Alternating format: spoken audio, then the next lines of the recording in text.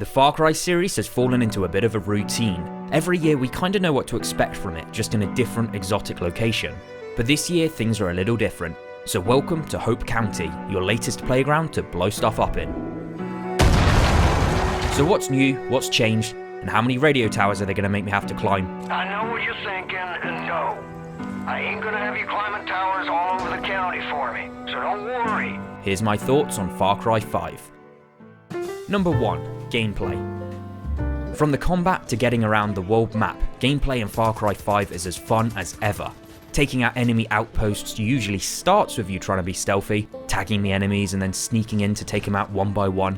But more often than not, you get caught. And to be honest, you really don't give a f***, because once the alarms go off, the fight is on. And the combat here is so good.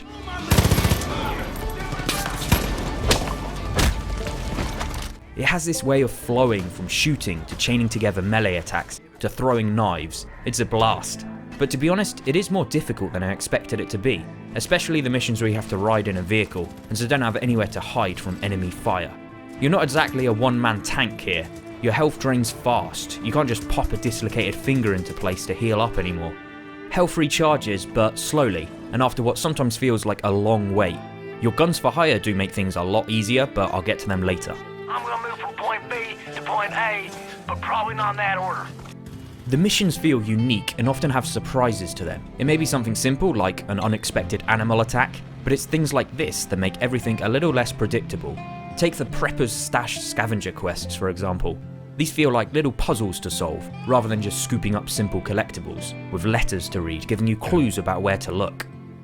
The new perk system, which replaces a traditional XP and leveling up system, encourages you to mix up your playstyle and have a go at all of the game's different mechanics.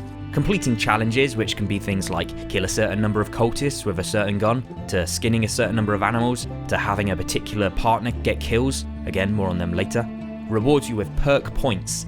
These let you unlock all of the fun stuff like grappling hooks, wingsuits, and even increased ammo pouches, well hey. But the thing that impresses me most here is how organically the missions can come about. Sometimes you barely catch your breath before you get a radio call in about something going on somewhere else.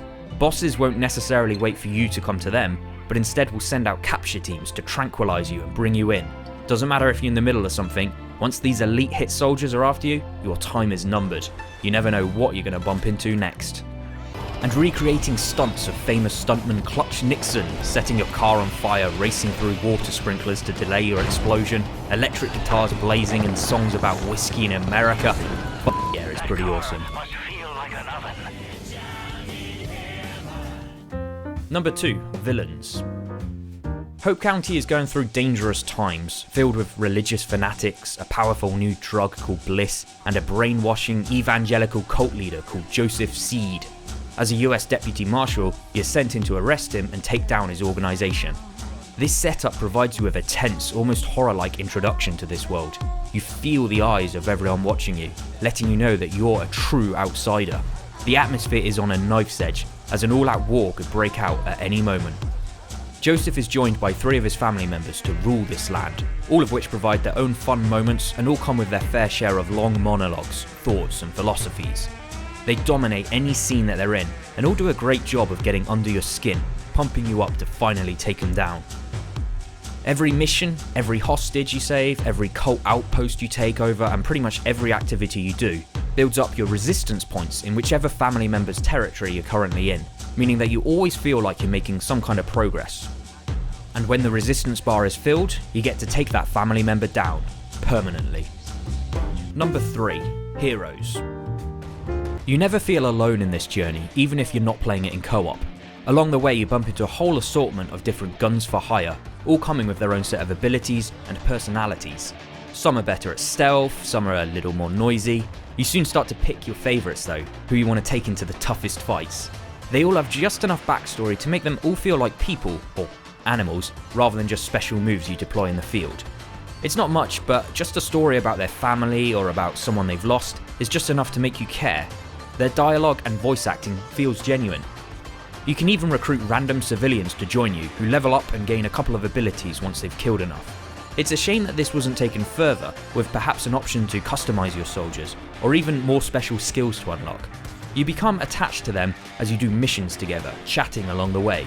Although it does get pretty old hearing the same scripted lines of dialogue repeated so often. You feel like you're part of a team. Ordering them around to either go to a location or pull off a stealth kill is fun, even if the AI can be a little dodgy at times, especially when they refuse to heal you.